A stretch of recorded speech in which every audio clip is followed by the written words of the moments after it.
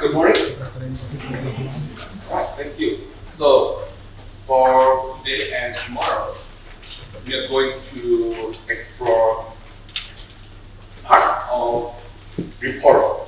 Okay, so that's our keyword for today and tomorrow. So, how does the reporting, which I believe a lot of corporations around the world has to do as part of their legal requirements.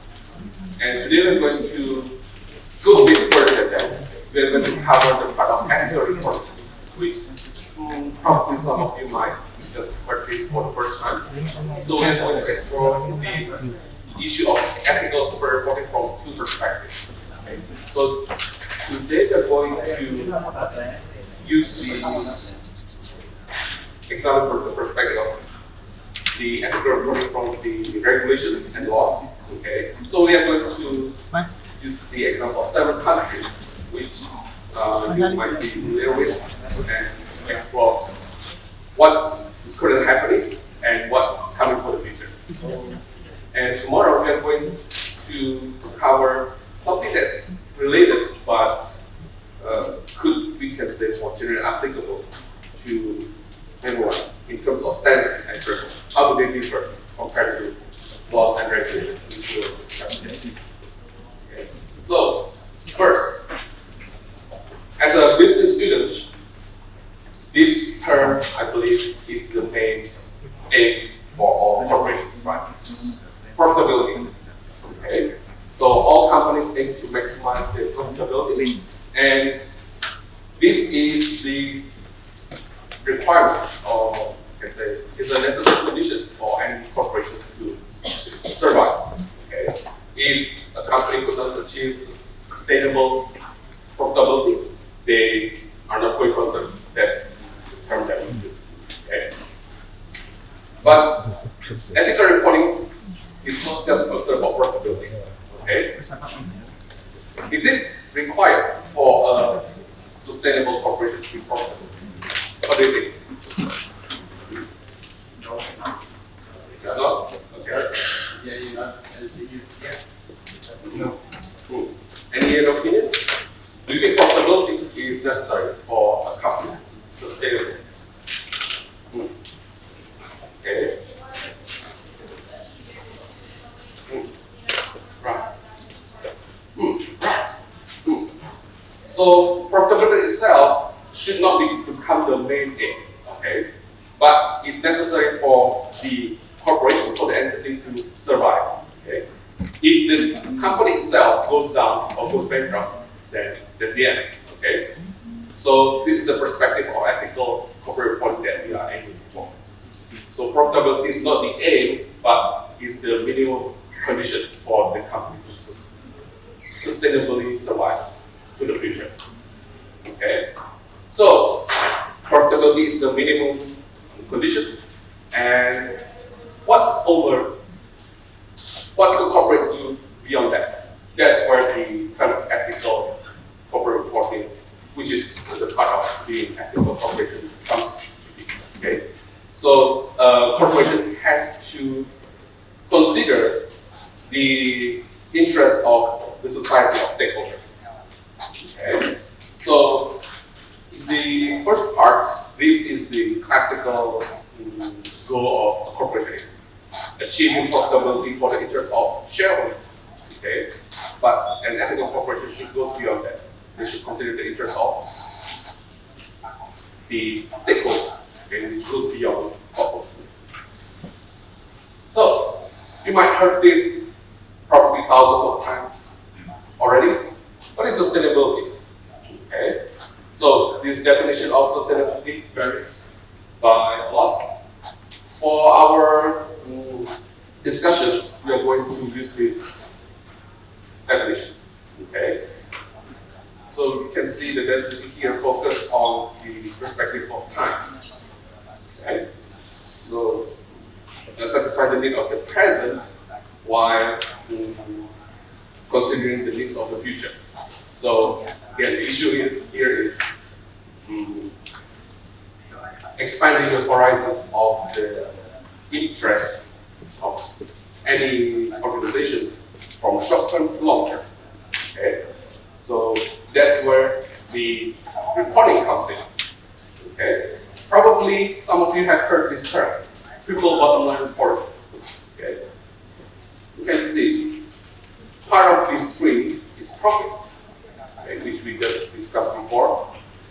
So, in a lot of field of business, including accounting, which is my field, profit has been the focus of the reporting. It's all about, okay? If you are accounting major, the main focus or aim of one of the income statements, aim to show the information related to profitability. Okay. But now accounting has to evolve with time. Okay.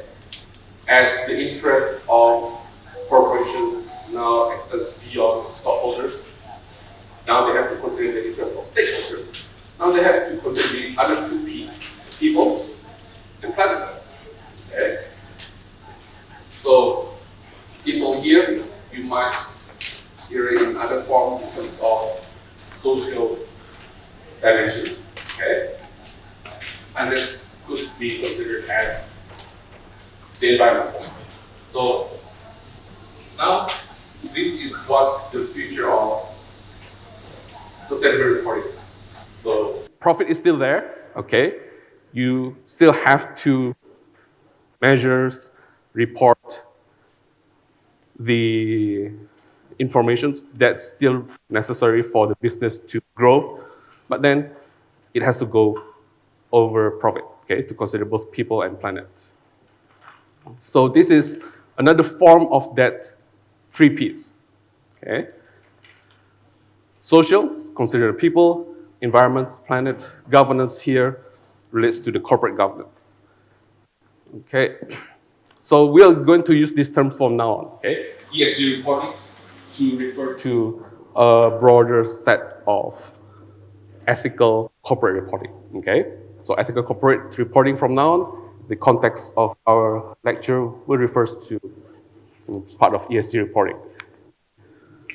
Okay, so what happened then if this information is not reported by the corporations? I'm going to use one part of those ESG, let's just say environmental. What if the companies fail to neglect reporting these environmental costs? This is the definition of environmental costs. Okay. All of you already have the slides, so you already probably know the answers. Okay. Again, if you don't know the informations that you need to to know in order to make decisions, what happened to the decisions? If you want to make decisions, right? And you don't know the information necessary to make the decisions, what happened to that decisions? Yeah, anyone? Will the decisions be good? No, right? The decision will be suboptimal, okay? So this is the relevance of reporting, okay? So a lot of us might think of reporting as just a thing you have to do to satisfy the government, for example, okay? But the value of reporting goes beyond just following the law, okay? In the end, it all goes down to the decision making, okay? As business major, that's the value of the leaders, CEO. Every manager, CEO has to make decisions on daily basis. And to do that, optimally, you need a good information. So this is where it comes to, okay? Even UN in 1992 have recognized that the environmental reporting is essential to support the sustainable future, okay? So this is an example of what kind of environmental costs that could be reported. So if you look at some of the annual report of environmental, sustainable, or conscious corporations nowadays, you might see a report considering these three information, right? Scope 1, Scope 2, Scope 3 of GHG emissions. What is GSG anyway? Okay. So again, this is my style of lecture. I would like to engage the students, ask your opinions. So please raise your hand, okay? Feel free to contribute, join the discussion. What is GSG? Green? Greenhouse gases, okay? Yes. Again, this is one of the most common, say, okay, environmental cost information that has been published by a lot of corporations nowadays. Okay, so don't be surprised if you see this information to play an important role much more in the future. So this is how those are defined. Okay, scope 1, scope 2, scope 3. It all revolves around how direct or indirect The driver of all these um, greenhouse gas emissions. The majority of them contribute to the CO2 emissions. Okay? and as a let's say accountants, could you measure this directly as a business student? No. Okay. So this is not a part of discussion. Now, in business students, we don't play a role in how to accurately measure this, but we play a role in setting up the standard and how to analyze this information for business decision making. Okay. Right. So this brings us to the topic of the regulation itself. So we just discussed that the motivations of ESG information itself, right? But what does it have to do with regulations? Okay, again, it all goes back to the supply and demands. Okay, so as stakeholders or the general public, they are more concerned with the environment. They will demand their corporations to do the same thing. Okay, and that demand from the, let's say, customers, general public, will push the government to enact more and more regulations for corporations to follow. Okay? And this is the main driving force that I will show you today to show you how much things have changed in the past few years regarding the SD regulations. And it's just going to get faster and faster. Okay? So I hope by the end of today's lecture, you're going to prepare yourself to face the future trend of ESG reporting. And these regulations will be implemented in forms of laws. Okay, so as you know, laws has consequence if it is not followed by the companies. Okay, so this is why, as business students, you have to understand the reasonings behind why does the government all across the globe push these ESG regulations. Okay. So based on just what you know, why does these regulations are important? Why are they important? It's in your own words. Yes. So first of all, I just state my name. Yeah. I'm William, Thank you. and I'm from Korean Business School. So if we didn't have the regulations, companies could just greenwash the information, which is basically when they say they do something, but they don't follow. It's just for the stakeholders to see that they are concerned about the impacts, but basically they don't follow that information. Right. All right. Thank you, William. So this is probably the first time you've heard about greenwash. So could anyone give an example of what greenwash cases that you know of? Yes. Yeah, so it's a big chemical company in the UK called Ineos, led by a big philanthropist called Sir Jim Ratcliffe. And his chemical company has polluted so much, and the discoveries they've made have been negative for the emergence of greenhouse gases. Right. But Sir Jim Ratcliffe has seen if he bought football clubs and other sports clubs people would be on his I side and see him as a great figure. Ah. So what he does is he has bought a cycling team Right. and a football team in France Uh-huh. and boosted a lot of money into those. So fans of those sports will talk positive about him and the name of the company which he uses in regards to those clubs. So yeah, that would be a case of greenwashing. So via sponsorship, Yeah, right? via sponsorship and buying out. All right, good. Probably one more. For what other examples of greenwash that you could come up with? Yes. Yeah.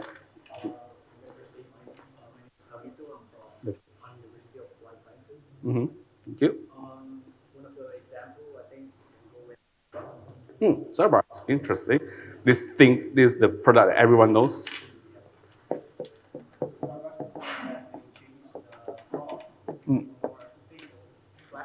there was a research that actually it shows that that consists more plastic. Right. Yeah. That's like kind of a debate, but yeah. Okay. Okay, good. So as you can see, this is a big concern, right? As a consumers, corporations want to paint a good image to themselves, right? That's what everyone wants to do anyway. But in reality, they could perform less what.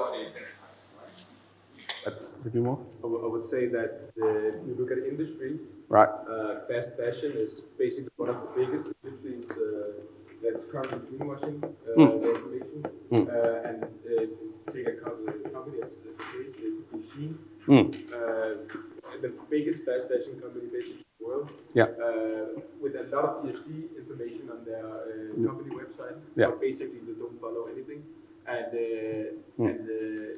So in Europe and the EU are making regulations right now implementing that, which will make it difficult for Shein to import the import. Right. So not just about the environment, but the social aspect as well. For example, the use of labor, right, in sweatshops, especially for fast fashion, that's also a big concern. Right. Good. So this is just one example of things that the governments, through the regulations, aim to minimize. Okay. Could we eliminate greenwashing altogether? Eliminate means zero. It's almost impossible. Okay. It's the same thing as could you eliminate fraud in accounting? Okay. Technically, it's impossible. Okay. You could minimize the risk and its fact. So the same thing with greenwashing. Okay. So regulations could play a part to minimize the practice of greenwashing because nowadays, government corporations are free to do everything.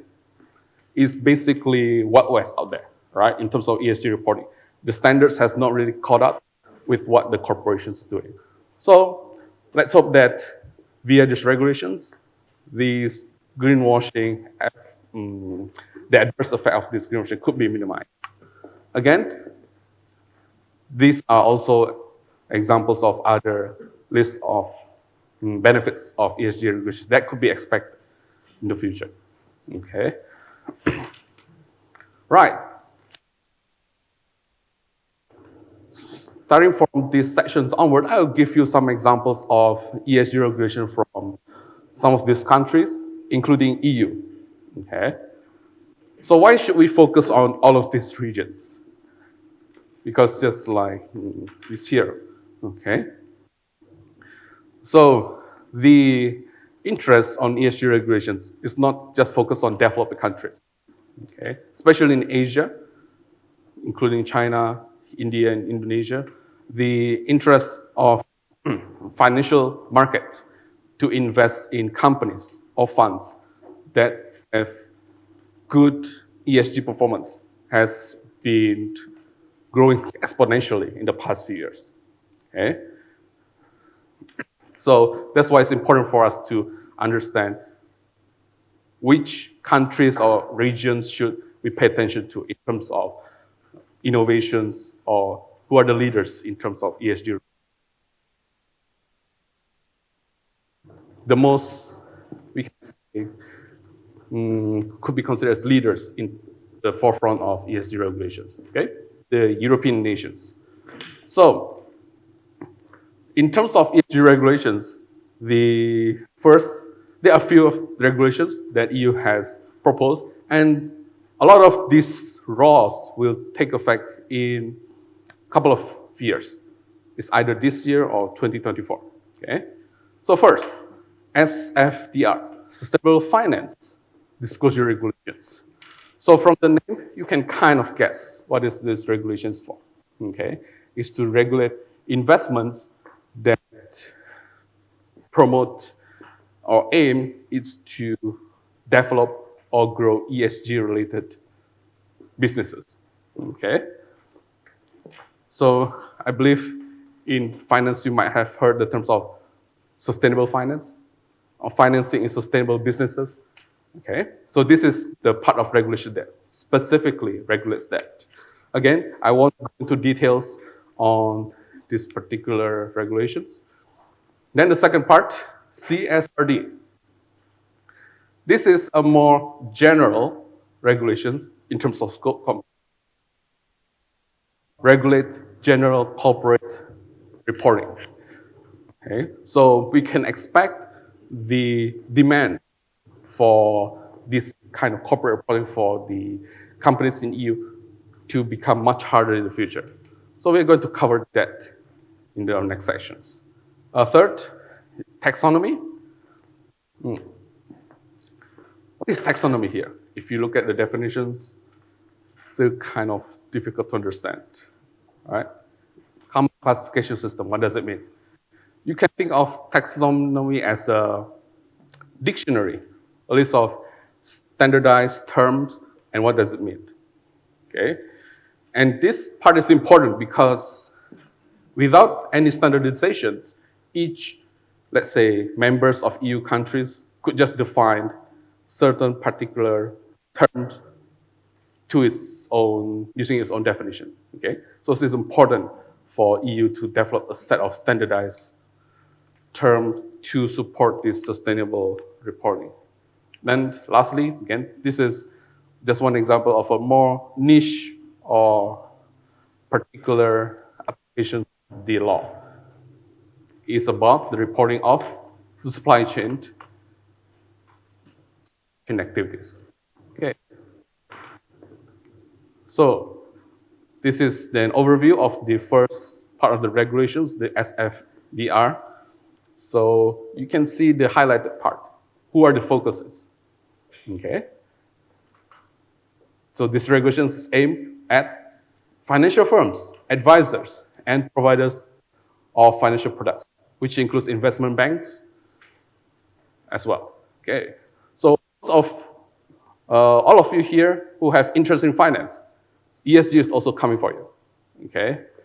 So you should pay attention to this trend as well. So even in the field of finance, which you could think that is so far from ESG, right? So it's being regulated for that part as well. And it has taken effect this year, okay, in January 2023. Again, although whether its effective implementation have been effective or not, it takes a few years to evaluate. So if you are interested to research this topic in the future, it could be interesting to examine. Okay. So you can see again here in the bottom who will be impacted: asset managers, banks, even insurance companies. Okay. Now let's transition to the second part, CSRD. So this is a more general type of regulations compared to the first one, which just focus on financial firms. So this one is applicable for almost all companies in EU that publishes financial reports. And the aim is to elevate the reporting system of sustainable reporting to make it as standardized, as common as financial accounting. Okay, that's the own goal. Because at the moment, we can financial reporting is a mature discipline, okay, in terms of regulations, assurance, and standard setting. So the long-term goal of the CSRD to elevate sustainable reporting to reach that level. So I'll just give you a list of who or who in these terms of companies, which type of companies will need to implement this CSRD in the future. Okay, these are some of the conditions, as you can see. So all of this begins with or, end with or. Okay. If your company satisfy, let's say, just One of these conditions, then it means you have to apply CSRD. Okay, so take a little look. Publicly listed equities. If you have more than 10 employees, is this a difficult is it a difficult requirement or not? Will this apply to many companies or not, in your opinion? Yeah. It's basically all companies. Yeah, basically everyone, right? The publicly listed company, more than 10 employees. I think even small businesses have more than 10 employees, right? So this effect of this regulation will be quite massive in the next few years. Okay. So let's see what kind of things that they want to regulate. Okay, for the CSRD. So first, they have to prepare and submit a standardized report. So this is the deadline. Okay, we can see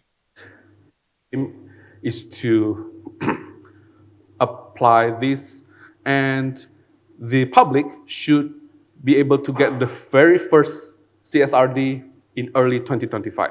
Okay, so the 2025 report will provide us a glimpse of the company's 2024 performance. So yeah, we're looking forward for this first report in 2025. But if you look down here, it's not just large companies which is impacted by this CSR. Okay, SMEs will have to follow suit. Okay, so it's an understatement to say that corporation will be impacted by this. Okay, in terms of the EU's, all corporations, companies will have to report this environmental information, but slightly in a more simplified terms. Okay, simplified requirement. It's similar with accounting standards, right? We have IFRS for public companies, large. You have also IFRS for SMEs. So probably in the end, it will have a similar structure. And then digital data and tagging. Anyone here is familiar with this term? XBRL? I think those of you in accounting might hear this term. So the goal is to implement this similar technology in sustainable reporting. So this is the current technology of digital tagging of financial statement accounts, and they want to implement that for the reporting in the future. And lastly, third-party assurance. Okay. Assurance. You might heard this term as another word, audit. Okay. So I think all of you know that one of the requirements for public listed company is that their financial reports have to be audited, okay, by independent third party. So this assurance will come to sustainable reporting as well, okay. But this is a bit different here. We can, if you look at the terms here, they aim to seek limited assurance, okay. So what do you think about this term? Is it going to be more difficult or easier than normal audit? Which one is it? Is it going to be easier or more difficult in terms of the workload requirements? Yeah. More difficult? It is the opposite. It will be slightly easier, okay? So for audit, let's see here. This is what kind of assurance they want to reach.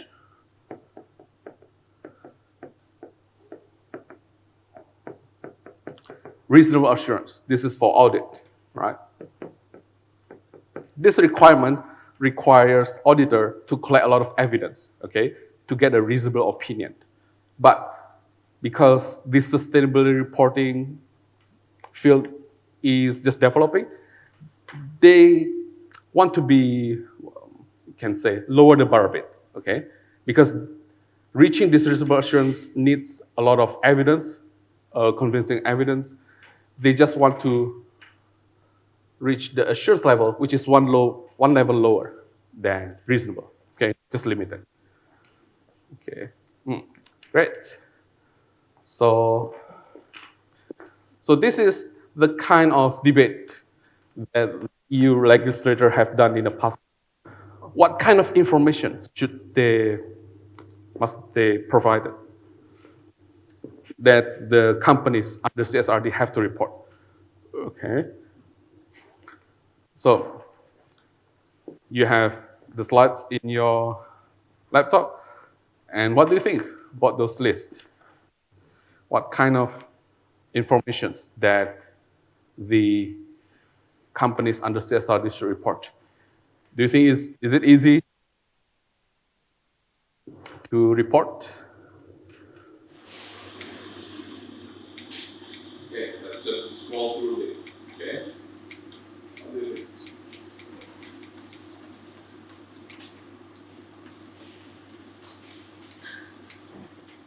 We have 2 slides full of this list, right?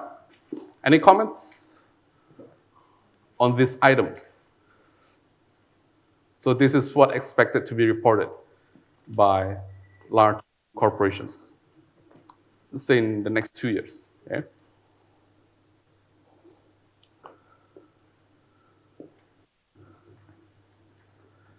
Is it comprehensive enough? Or do you think something is missing? Any opinion? Yeah. Be quite difficult for a company to report Right. things if they use third parties, for instance. Yeah. So the example of all the suppliers they have Right.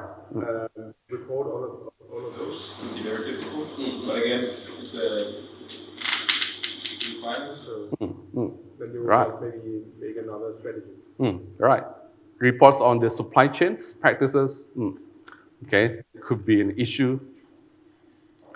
So let's say as a business owners, let's say you own a business in EU right now. Items that you have to report. What do you think if you role play as one? What's the first thing that comes to your mind that I have to report all these things in the next few years? Yes? Yeah. Time-consuming, Time-consuming. cost, Yes, cost. especially it's very costly and because you cannot accurately measure. So it's very, very costly. Right. That's the first thing That comes to mind as a business owners, right? All of this information that is required by the regulations doesn't come for free, okay? You have to devote resources to collect, report all of these information, okay? So let's see, if now you have, let's say, 5 staff working in the accounting department, probably it's not enough anymore, okay?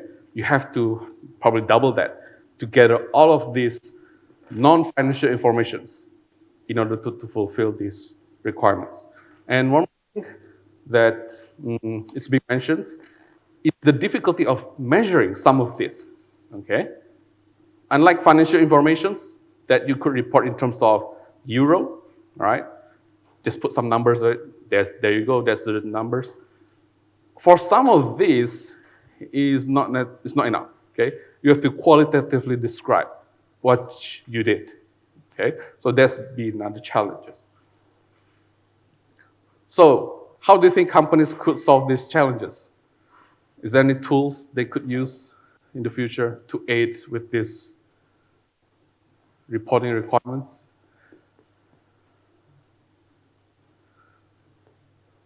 How about ChatGPT? Should the company use it? Who knows, right? Probably some companies now already think about developing AI tools to help with this requirement. Because as you see, it's very daunting, okay? AI tool could help with this, partly, okay? Yeah, that's just an idea. Right. So that's for the requirements in EU, right? How about US? If you think about US, what kind of challenges in regulations in general that you could think of? Hmm? Any idea? So, comprehensive, that's the biggest challenge, right? United States face a slightly different challenge in terms of regulations. What comes to your mind in terms of its political structure, its government structure? Yes. My name is Kasper. Yeah. I'm Hello? from CBS. United States face problems regarding that states have a lot of different regulations. Right. And a lot of state governments regulate completely different to other things. So it's very difficult to operate across the entire United States. Yes. Just like the name suggests, right? United States is not a centralized nation. It's a collection of states. So the challenges is states versus federal regulations. Okay. So United States is the biggest economy now in the world. So a lot of people are paying attention to how will they regulate their ESG reporting. So at the federal level, so let's start from that. SEC early last year, has started this initiative. They want to enhance their current reporting system. Okay, so some of you might heard about this term 10K reports, right? 10Q reports.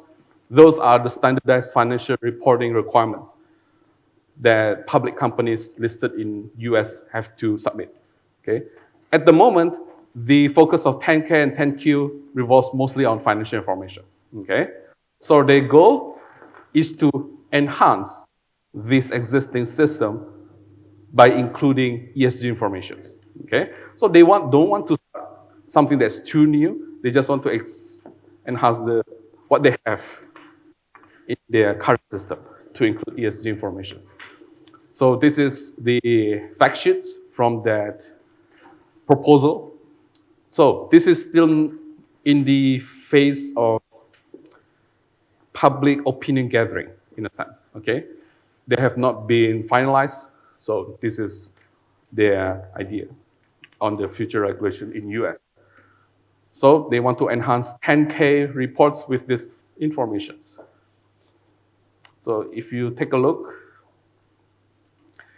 it seems like it's not as daunting as the EU one, right? Okay, just looking at the requirements, their focus is mostly on climate, okay, environment. So I think that's the first step they want to take. They don't want to cover the social or the governance, especially the social yet. They just want to focus on the environment side. For the filers in the US. So if you look at here, this part, it's already starting, okay? For large accepted filers, which cover most of the biggest corporations in the US, the disclosures on the environmental, including the GSG emission we discussed earlier, they already have to file it next year, okay? So the process has started. And then, if we look at here, a more detailed and difficult to measure scope 3 of GSG will be applicable next year. Right. And if we look at this part, what comes again? Assurance. Okay. So this is where you can see reporting assurance goes hand in hand. All right. If you just report things, if the management just publishes reports and there's no assurance on the information that's been published, as a users of those information, you might be skeptical, right? Could I trust it or not? Because this is the word of the management. They have their own interests, right? Should I trust it or not? This is where the assurance comes in. So, as you can see, as the reporting requirements comes into effect, the assurance will closely follow. Okay? So those of you who are interested particularly in audit, okay, this is another area where you can see where the future trend is going. Okay, right. So this is the another area of ESG regulations from the perspective of the states. Okay, let's just look at this list. Okay. What is the common theme you can observe for the left here? What kind of states currently enact these ESG regulations? What kind of US states? So we have 3 states, right? California, just 2, California and New York. Okay, how do you characterize these 2 states relative to the others? Yeah. Mhm. It's very large states Right. and very large cities. Right. So political-wise, they are both democratic, I Mm, believe. Right. Which could also play a role in people's opinion as well. Where Republicans have a history of Right. and a tendency to be more adverse to implement the ESG regulations. So these 2 states have a very urbanized populations. Okay, they are urban center, and their GDPs in proportion to the other states is significant. Okay, and politically speaking, they are all left leaning, right? They are liberal leaning. Let's look at the other side. How about Florida and Texas? Okay. If you follow certain news, probably you know about this. Okay, so in Florida and Texas, the opposite happened. Okay, there's some kind of backlash regarding these ESG regulations. Because again, some people might interpret this ESG regulation as politically motivated. Okay, government want to control more things, for example. Okay, so in this kind of opposite states with the opposite ideological position as, let's say, California, they are now prohibit their own state agency and pension fund to invest in, let's say, investment bank that use ESG as their criteria. For example, BlackRock. So this is a very pretty controversial news that comes up just a few months ago. Okay, so here we can see again how politics could affect the regulations, especially in the US, where you can see it more clearly. So we might expect this to continue in the future. We'll see states which will have a very robust, strict ESG regulations, like California. Okay. And on the other hand, you will have states will have very lax ESG regulations. So it'd be interesting as a political scientist to see in real life this experiment, right? Which states will be more successful? Which state will protect the environment better? Okay? Because now we have 2 approaches to essentially solve the same goal. Australia, okay? So let's just go over a few bit of current and potentially near future ESG regulations there. So in terms of the items that's being is focused still on in the environment, okay? And here you can see the first line is aimed at the large corporation first, okay? And you can now see this trend all over the world.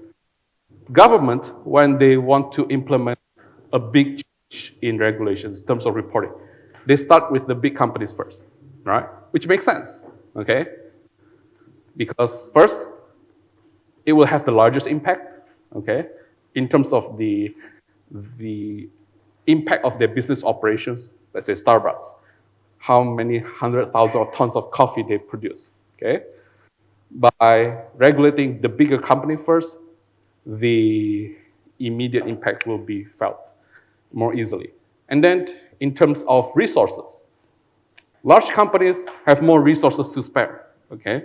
They could hire more accountants, they could install new information system to support their reporting. So it'll be easier for them to implement these more stringent reporting requirements. So they start with big companies. But again, small businesses will eventually have to follow suit. Okay? In terms of Australia, interestingly, they want to target business. Okay? So this is pretty different from the countries that we have examined so far.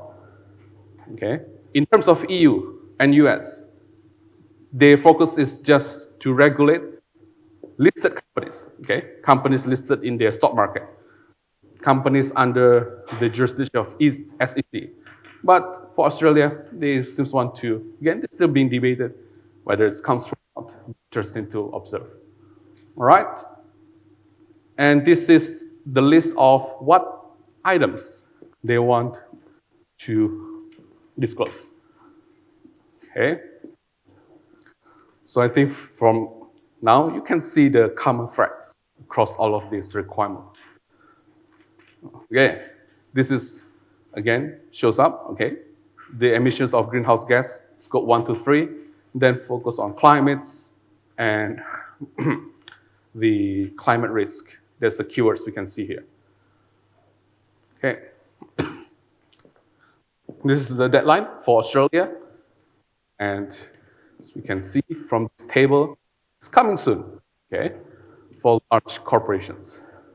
So it'll be very exciting in the next few years, especially as students, probably to do your final thesis about this topic, right?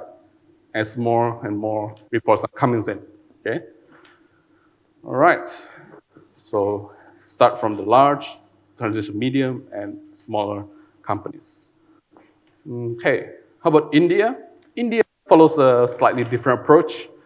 So instead of targeting the biggest companies in India, they instead target the top 1,000 listed companies, which is still a big proportion of their economy. So they call this new standard BRR, Business Responsibility Report, and the format is called BSRS, Business Responsibility and Sustainability Report. So let's take a look at what does it tell. Then other companies outside of this 1,000 list could voluntarily submit this as well. So they don't have to follow the requirements of those who are mandated to disclose the ESG reports. All right? So this is just an overview on what kind of information should be disclosed. First one is pretty general, and this is the specific items. If you look at there, India, interestingly, don't just want to focus on the environmental information, okay? They want to focus on the social aspect as well, right? Employees, well-being, worker health, human rights, anti-corruption and bribery. Okay. Could you see the difference here that being taken between, let's contrast this between EU and India, right? In EU, do we have these items like anti-corruption and bribery as one of their lists of CSRD disclosures? Anti-corruption, bribery control, worker health and safety. If we look at the list that you have,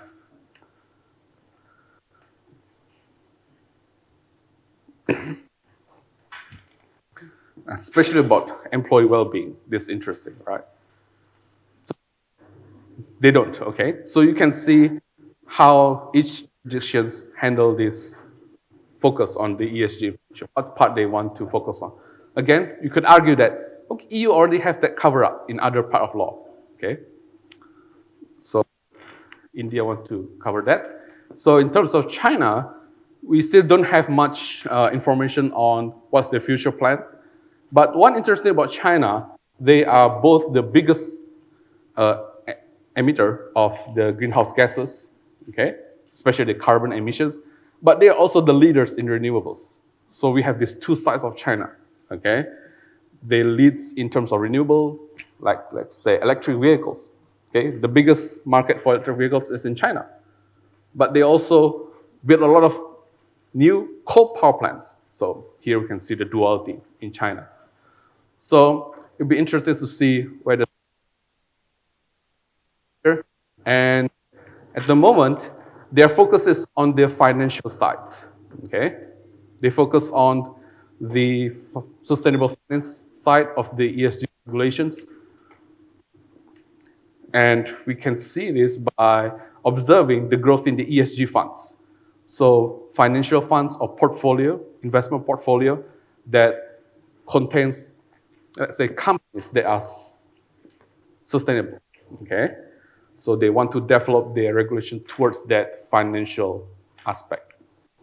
All right, so for the next part, let's cover regulation sites in two countries that will be that you're now in. Okay, of course, in Indonesia, and next cover some of the CSR regulations in Japan.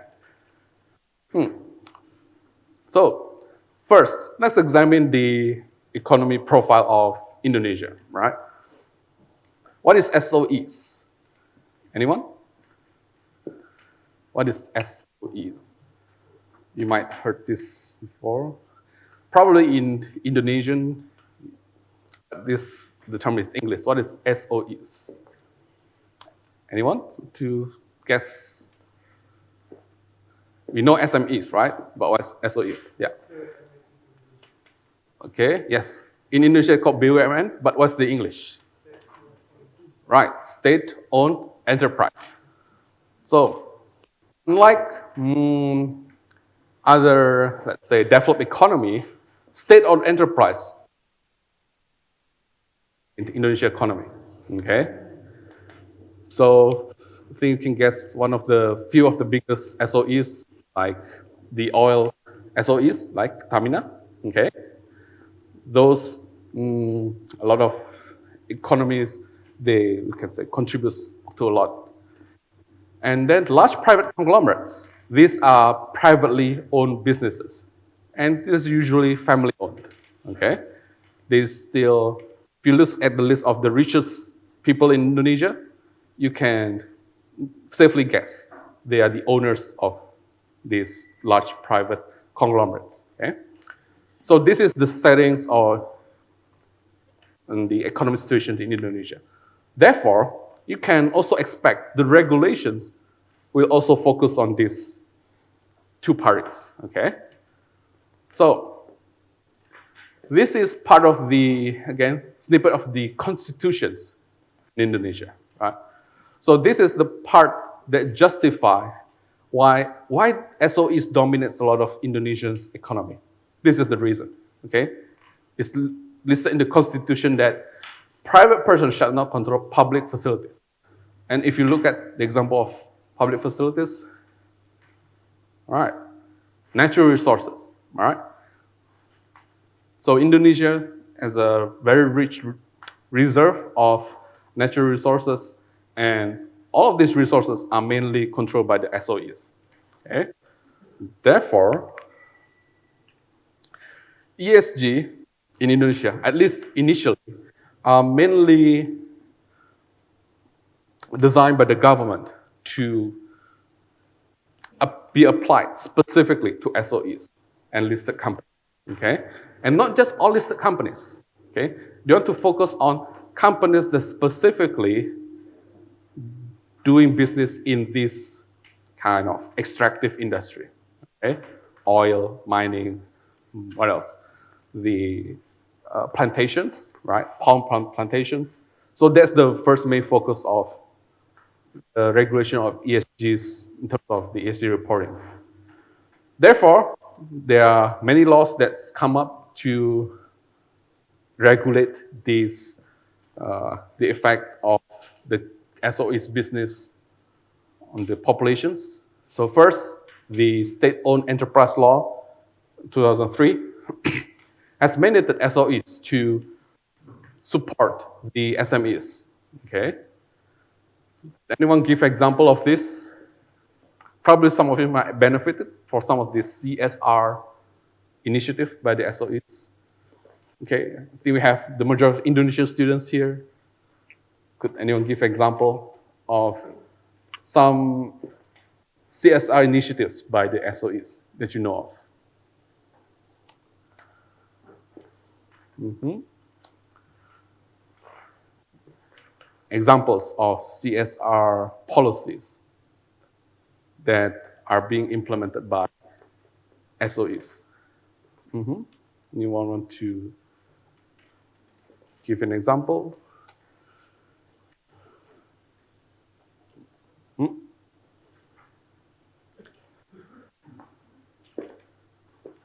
Well, try. Any examples? Yes. From like reducing carbon emissions. Okay. But then again, I think in Indonesia we still don't like focus on sustainability that much. Right. There's not much policy that's Right. around. So here you can see, as one of your friends mentions, the focus on the CSR in Indonesia will not about protecting the environment. Okay, it will not be the same as EU. We can expect that. Okay, so the focus instead will be just like this law intended. Will be intended to help smaller businesses. Okay, so the goal is still to grow economy.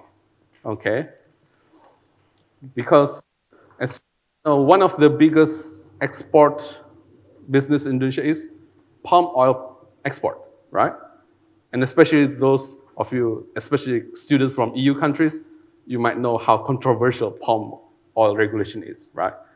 I think some products have banned the use of palm oil from Indonesia. And of course, as this main source of revenue, the government opposed that, okay? So the CSR regulation also kind of reflect the view of the government in that sense, okay?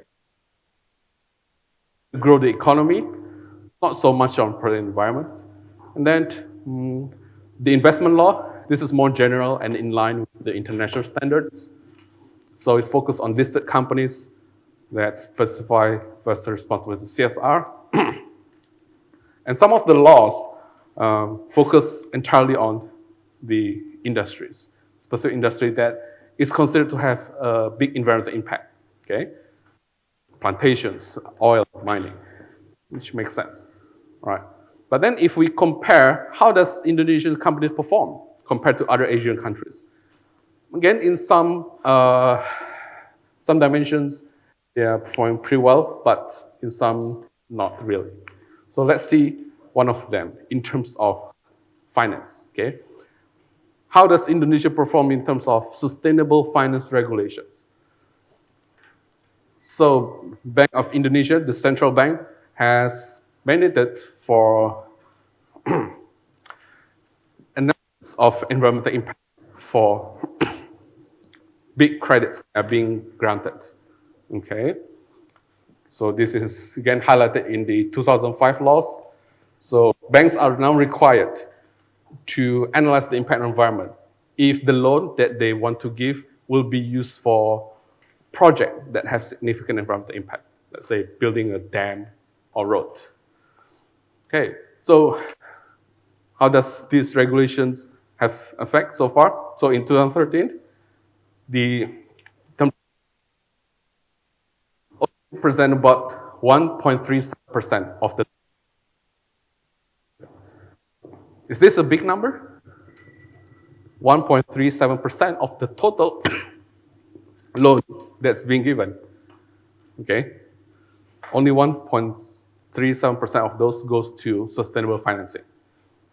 It's still very low. Okay, so there's still room for growth in the future, and we can expect the same thing from the government.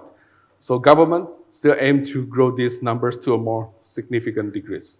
Therefore, in about 2021, the Financial Service Authority of Indonesia, the main regulatory body on the financial institutions, they come up with this plan, the Sustainable Roadmap. Okay, so this is what they are aiming to regulate in the future. Okay, we can see here. So this is where we can see the regulations to protect government at least Indonesia, will start not from general companies, okay? Not from listed companies, but from financial companies, okay? So this is the focus of the ESG regulation Indonesia, okay?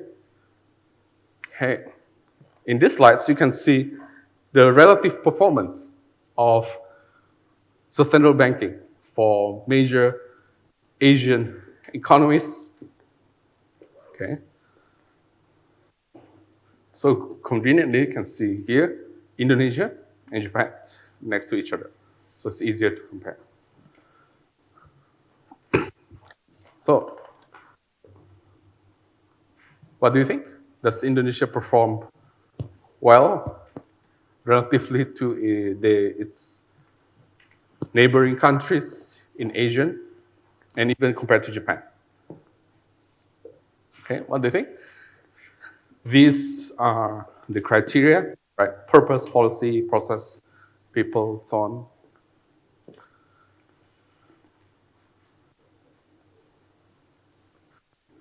Japan is used as standard for, let's say, developed economy in Asia, include with Korea. And if we take a look, it's considered not at the bottom, right? The performance of Indonesia ESG reporting in terms of standard banking is not at the bottom. It's considered average among Asian countries. Okay, but still there are still many improvements that could be made, especially compared to Singapore. Okay, so you can see if you want to look at the benchmark of sustainable finance in Southeast Asia, so Singapore is still the benchmark here. Okay. All right, so regulations on the CSR in Indonesia. Right, this law. So the 2007 law on the limited liability companies or corporations in Indonesia has required companies in extractive sector to undertake CSR activities. So it's mandated by law for companies in Indonesia that operates in the sector to do CSR activities. Okay, so you can say that for those companies, which can be quite jarring compared to other countries that doesn't regulate this. Okay, I think in most countries, especially developed one, CSR is viewed as something that's voluntarily. Okay, but in some developing economy, including Indonesia, it's mandated by law. Okay, so it's important to see and observe these regulations if you want to do international research about CSR, because they are not equal. Okay.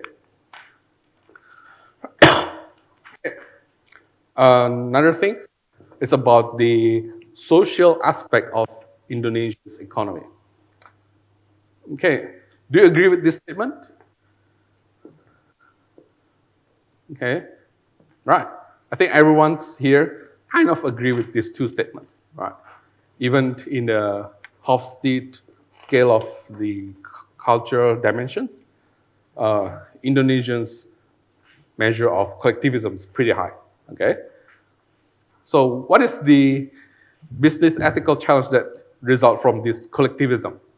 I think you can bet corruptions. Okay, so again, you might link this for economies or cultures that are very high collectivism. They usually have a very high instances of corruptions.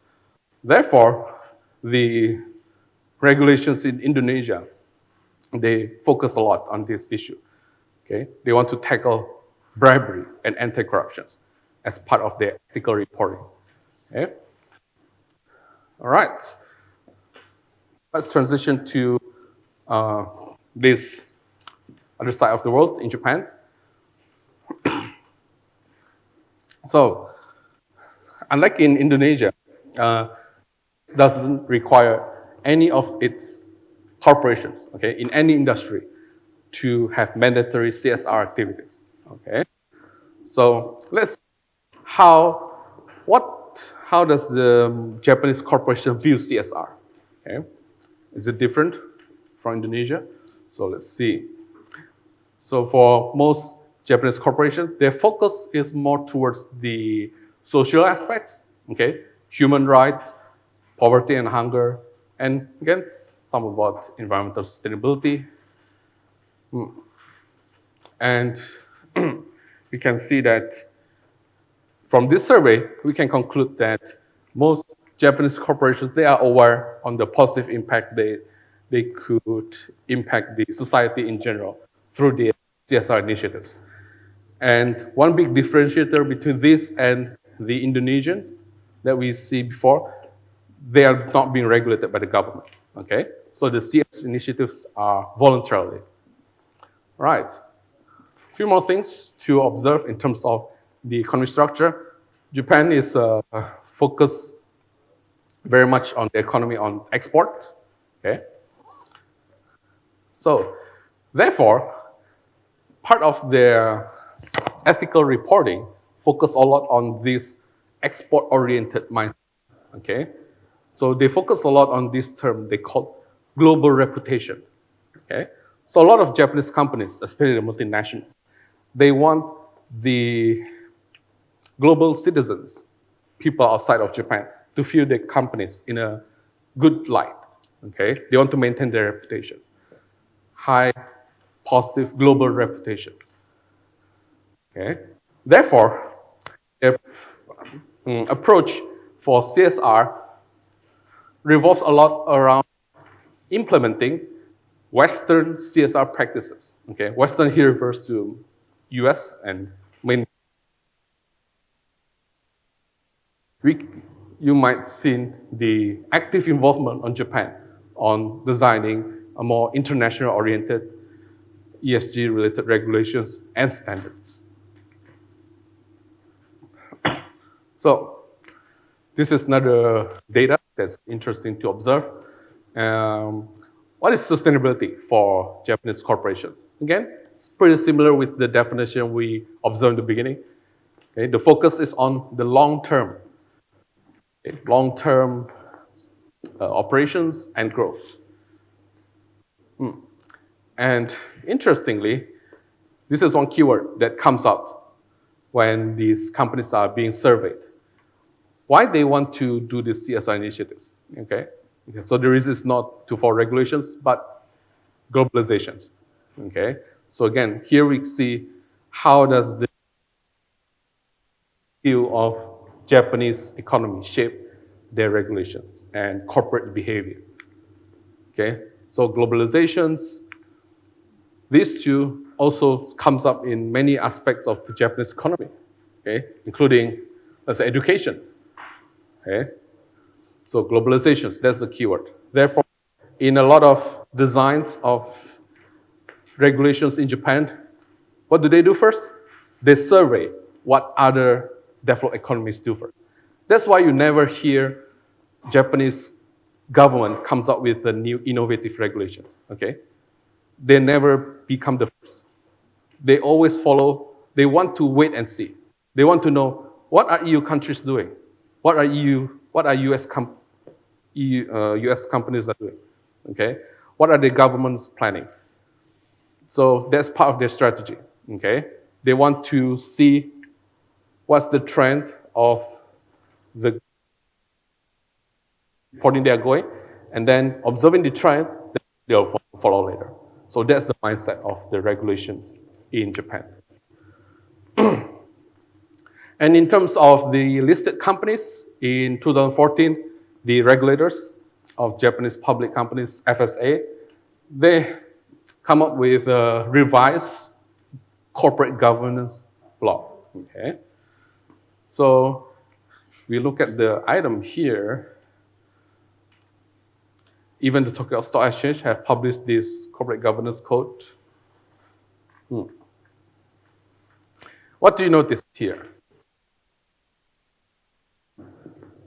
Do we have a hard regulations to follow? Is it mandated by the companies?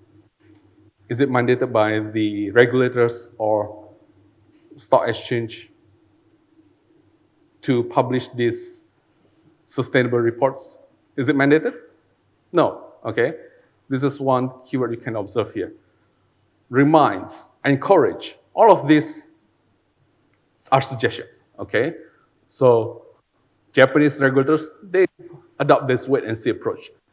Before they mandated what the corporations will do, they want to see, let's EU countries do it first. Let's US countries do it first. How will it affect their corporations?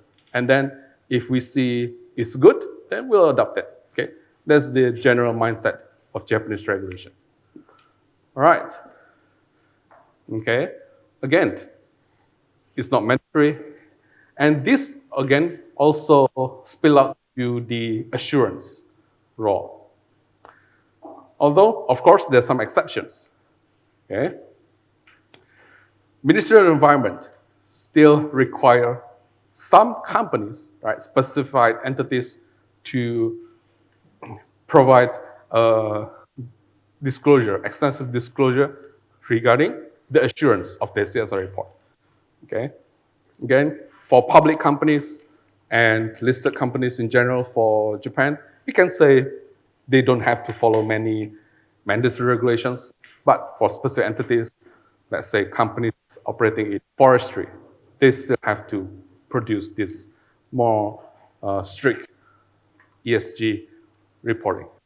All right, to conclude, these are one table that's produced by the major investment banks, Morgan Stanley, Goldman Sachs, which summarize nicely, big table, what is the landscape of ESG regulations and disclosures. Okay. What did we see here? So the bottom here, we have the the corporate disclosure framework. At the top, this is related to ESGs. Okay, we've covered some of those countries. Okay, so we have two colors here, right? Green, the regulations that's currently being implemented. So it's live. Okay, it's being its effective date has started. As for the yellow one, this being under development. I believe this data is quite new, like 2022, if I'm not mistaken. Okay. Could anyone kind of summarize this map? So if someone asks you, who are the leaders in the field of ESG regulations? Even the titles already pointed out to that, right? Yeah. The EU. Right. But it's also worth to look at the corporate disclosures that Right. basically all of the countries have the regulations like. Right. Especially if you look at this row. Oops, excuse me. What row is this? This is regulation regarding finance, sustainable finance, right? ESG funds. So all companies, all regulators in the world want to be involved in this field, okay? So those of you in the field of finance, this will be extremely important, okay? You can see there's no exceptions, okay? All countries, they want to regulate that in the future. Right, so that's correct. EU will be the benchmark for ESG regulations. Then, followed by, you can see, Hong Kong as one of the most developed economies in Asia. Again, is kind of considered different compared to mainland China in terms of regulations. Okay, so that's another place you could look at for reference. Hong Kong, Taiwan. How about Japan? And compared to Asian here, again, is kind of misnomer because Asia consists of a lot of different independent countries, so it's kind of hard to then into one set of regulatory body. So even Japan, they don't have so much green, only two, right? Most of them are being under development or not even being discussed at all. So that's what we can say from this perspective of wait and see. All right. Before we finish our lecture in, let's say, 2-3 minutes, any takeaways that you get from today's lecture? Okay, what are your takeaways?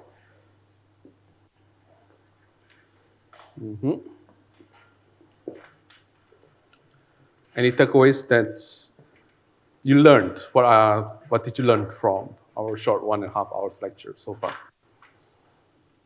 Anything new you learned today? Yes?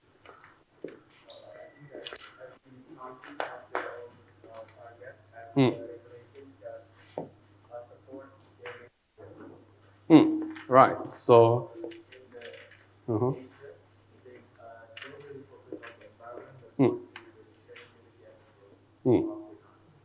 Right. So, in other words, we can say there's no, at this stage, at least, there's still not universal law regarding ESG regulations. Okay. So now each country's or jurisdiction are still concerned with their own interests. Okay, and they tailor their regulations to match their economy, social characteristics. Yeah. It becomes more and more difficult to operate as a global company. Right. You're not complying with the key regulations around the world. So, yeah, it's necessary for a company to be global to comply. Right. Compliance challenges. And this will be especially significant for multinationals, right? So although they have a lot of resources, still very difficult for them. Imagine that you have to have one expert for each country you operate, just to follow the rules, okay? All right. Probably one more? Yes. As you can observe, there are lots of regulations that are becoming implemented in the recent years, like in 2020, 2021. So the future in ESG reporting is bright, and in the coming years, we can expect that more countries will adopt as well. Right. Okay, thank you. So what we are discussing here is not something that's still in the conceptual phase. Okay, it's already happening. Okay, so you can see new countries. We will expect to see their reports in the next 1 or 2 years. Okay, so I hope by listening to today's lecture, you gain a better understanding, appreciation on what actually is ethical corporate reporting. Okay, thank you very much for your attention, and see you again tomorrow morning.